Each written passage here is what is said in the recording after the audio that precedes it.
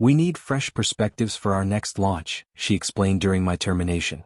"Someone who understands current market trends." My name is Ryan, 41 years old, lead product designer at Summit Core Gear, an outdoor equipment brand based in Boulder, Colorado. For 7 years this had been my home. Or at least it was, until that Thursday morning when Sierra called me into her office. Karen from HR was already seated beside her. I'd felt it coming for months. Ever since Sierra took over as creative director, bringing her glossy catalog-style aesthetics to what used to be a no-nonsense outdoor brand, everything I designed, practical, durable, built for actual mountains, suddenly wasn't innovative enough.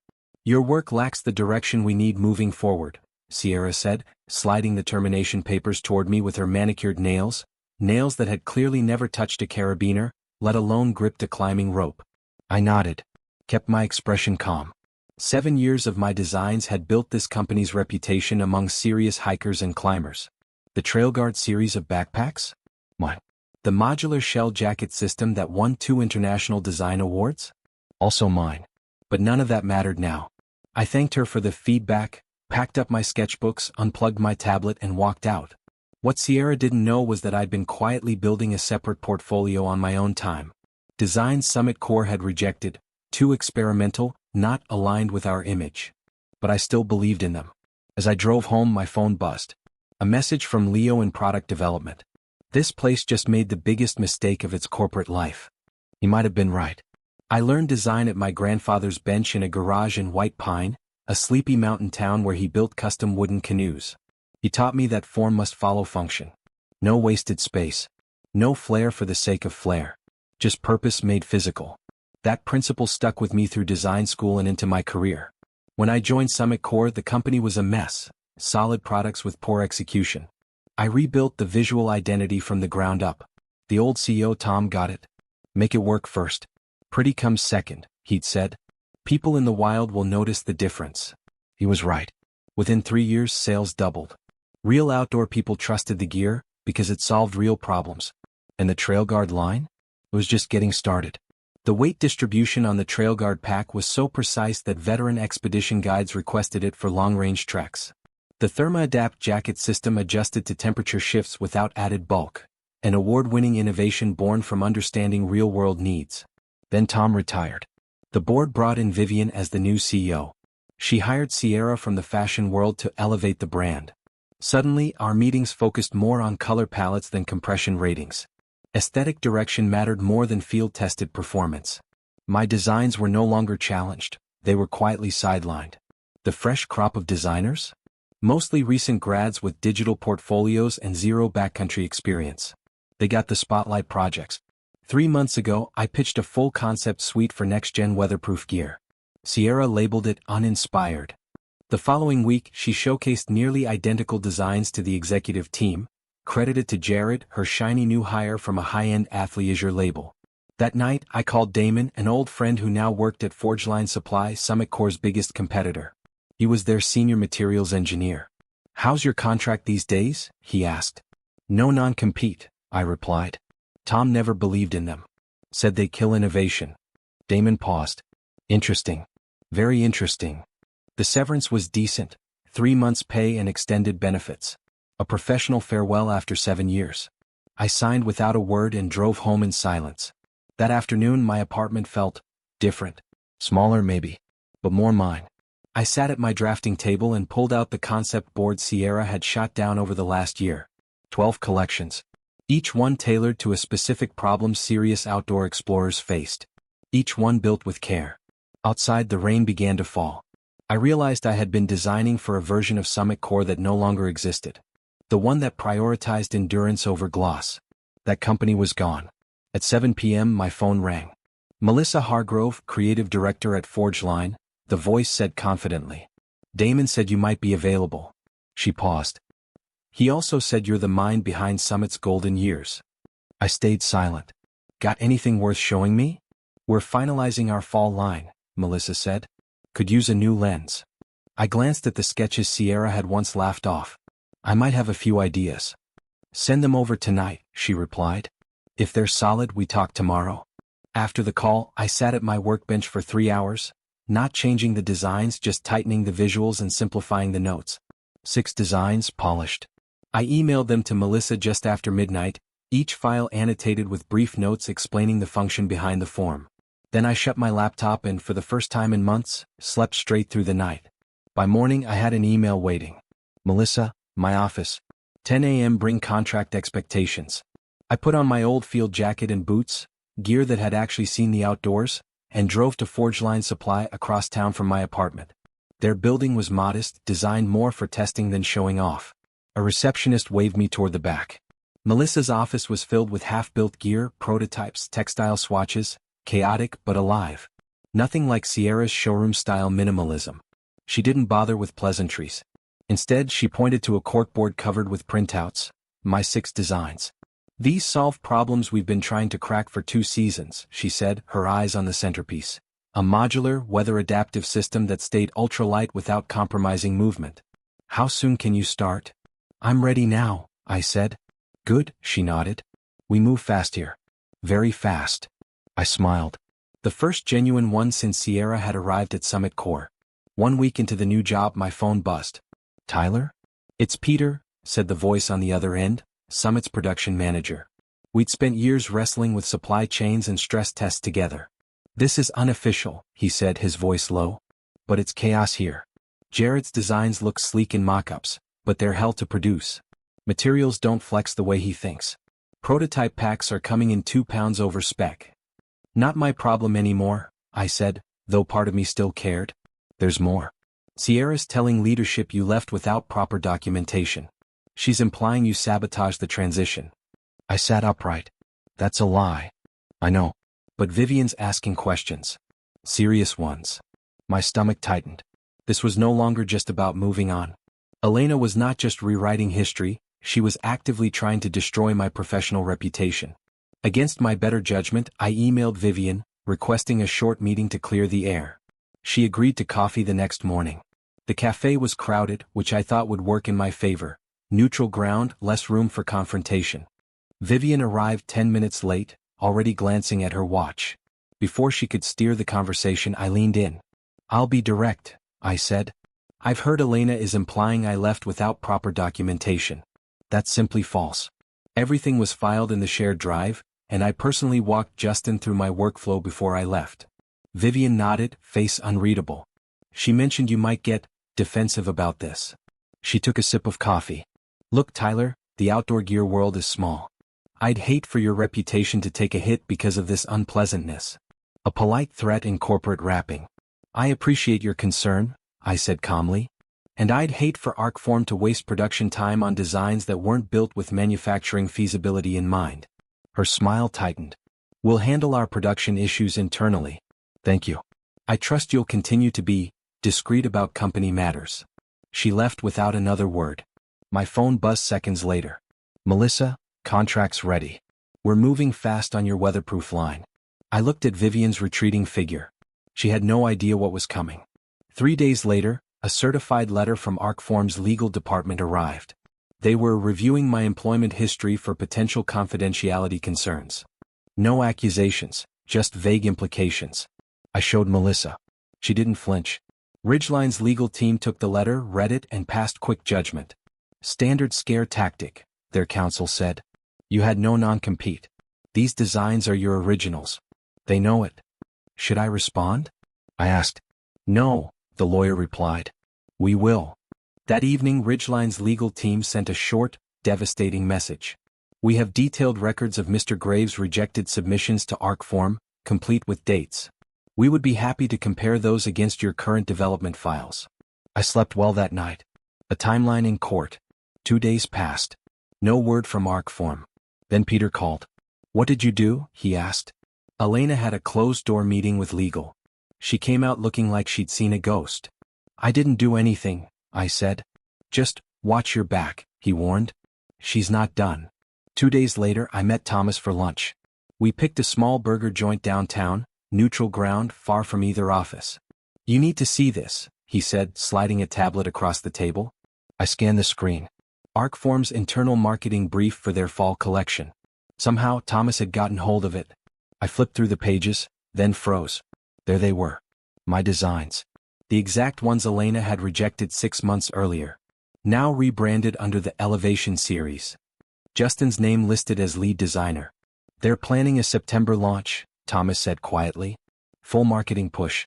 Materials already ordered. It hit me like a punch.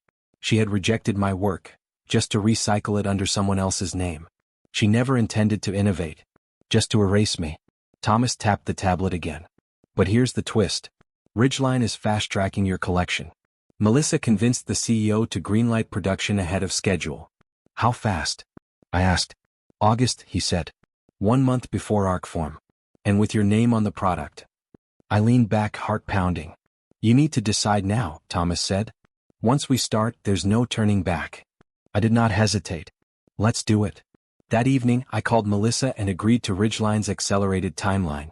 The contract was everything Arcform never offered. Royalties on every unit sold, full creative control, and authority over the production specs. We're calling it the Summit Series, Melissa said. And we want your name front and center in the campaign. 2 days later, I stood inside Ridgeline's HQ signing the paperwork. I handed over my entire design package. Not just concepts but full specs, tested materials, and production notes. This time, my work would not be buried in someone else's name. It was mine. And the whole world would see it.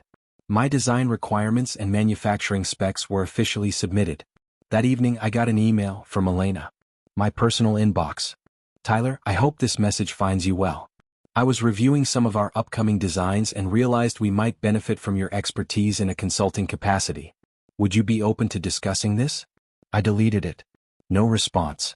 The next week, I toured Ridgeline's manufacturing facility with their production team.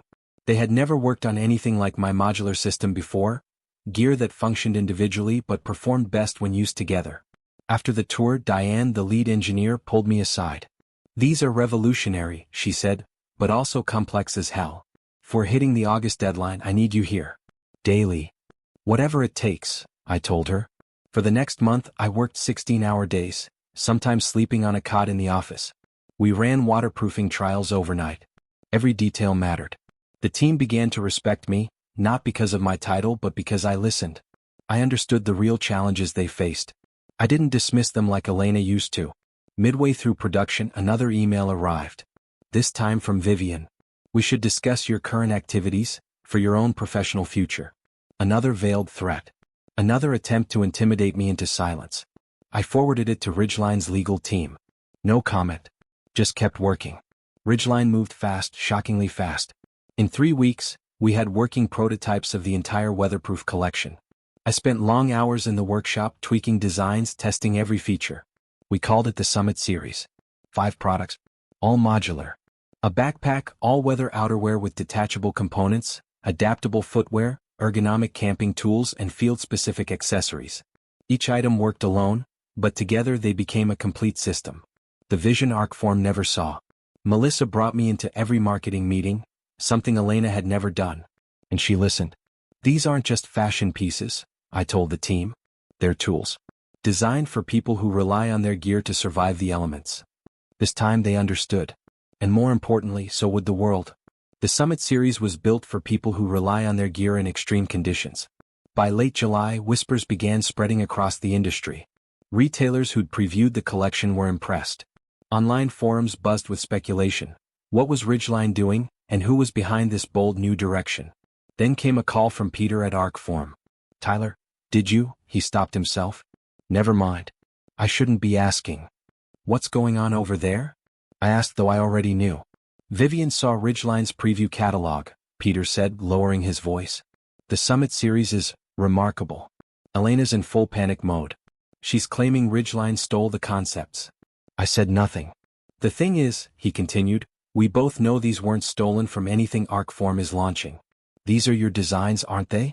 The ones Elena rejected. I can't comment on that, I replied carefully. You don't have to, Peter said. Your name is on them. Clear as day.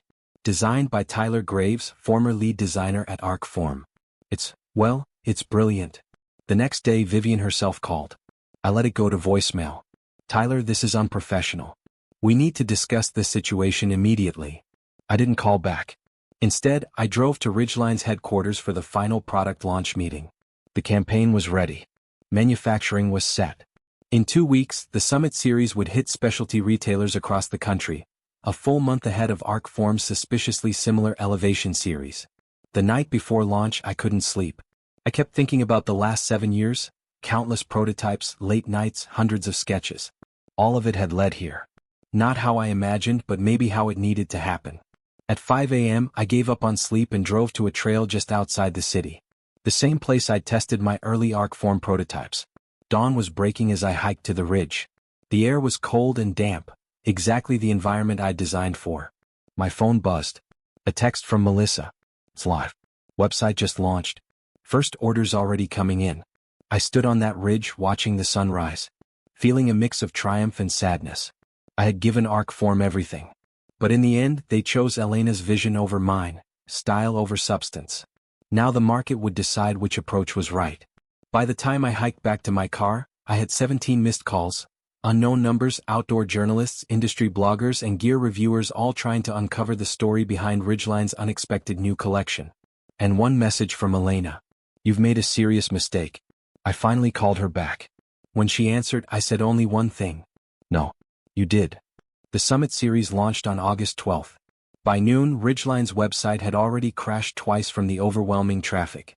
Customer service lines were overwhelmed, retailers were calling non-stop to increase their orders. I watched it unfold from Melissa's office. Outdoor magazines and gear sites published their advance reviews one after another. Revolutionary. Game-changing. Sets a new standard. My name appeared in every article. 3 days later, Outside Magazine ran a full feature comparing the Summit series to leaked images of Arcform's upcoming Elevation collection. The headline was blunt. "Separated at birth, the curious case of two identical product lines." The article didn't directly accuse Arcform of stealing, but it didn't need to. It asked tough questions about timing. I had designed both collections, yet Arcform was crediting someone else entirely. Outdoor forums lit up with speculation. Industry insiders who'd seen me at trade shows quickly connected the dots. Social media filled with side-by-side comparisons, raising pointed questions about intellectual property. Vivian called again. This time I answered. "This is completely unacceptable," she snapped. "You've deliberately undermined our company." "I designed products for the company that hired me to do exactly that," I replied calmly. "Products you're now selling under someone else's name. We'll need to discuss legal options." "That'll be interesting," I said. "I have emails from Elena rejecting those exact designs 6 months ago. What would a court say about you releasing them now with someone else's name?" Silence. Then I added, softer. "You should have valued what you had. Good luck with your launch." A week later, Arcform quietly announced a delay in the Elevation series for further refinement. Everyone saw it for what it was, a retreat. By October, the Summit series had shattered all of Ridgeline's previous first-quarter sales records. My royalty checks reflected the success, already surpassing what I used to make in an entire year at Arcform. Melissa promoted me to design director. I was given a team of 6 talented designers and full creative control over our next 3 seasonal collections. Thomas transferred from the materials division to join my department as our lead technical advisor. Meanwhile, Arcform scrambled to release a hastily reworked product line. It bore little resemblance to my original designs. The reviews were underwhelming. Critics called it uninspired and disconnected. Their stock dropped 8% the following quarter. That winter, I attended an industry conference in Denver. I spotted Elena at the bar, sitting alone with a half-finished drink. As I walked past, she looked up. "Congratulations on your success," she said, her tone flat. I nodded but didn't stop. "You could have stayed and fought for your designs," she added. "Why didn't you?" I paused for a moment, then answered honestly. "Some places don't deserve the fight." She flinched slightly but quickly regained composure. "Vivian's stepping down next month. The boards asked me to take over, temporarily." I almost felt sorry for her. Almost. "Good luck," I said and meant it. The industry needs strong companies. 6 months later, I received an unexpected package at my office. Inside were my old sketchbooks from my years at Arcform, along with a handwritten note from Peter. "These belong to you. Elena's gone. Thought you should know." I flipped through the pages and found a sketch I hadn't seen in years, a modular tent system for extreme conditions. I'd never shown it to Elena. That night I called Melissa. "I've got an idea for our next winter line," I said. By the following spring, Ridgeline's stock had doubled. Form announced a restructuring under new leadership. I didn't pay much attention. I was busy building what came next. Sometimes I still think about those Form years. Not with bitterness anymore, just clarity. They taught me something valuable, though not what they intended. In this industry, in life, your work speaks for itself when given the chance. Elena tried to silence mine. Instead, she amplified it. The best revenge wasn't proving her wrong, it was finally finding a place that always knew I was right. Because good design isn't about chasing trends. It's about solving real problems for real people. And that, in the end, is what truly endures.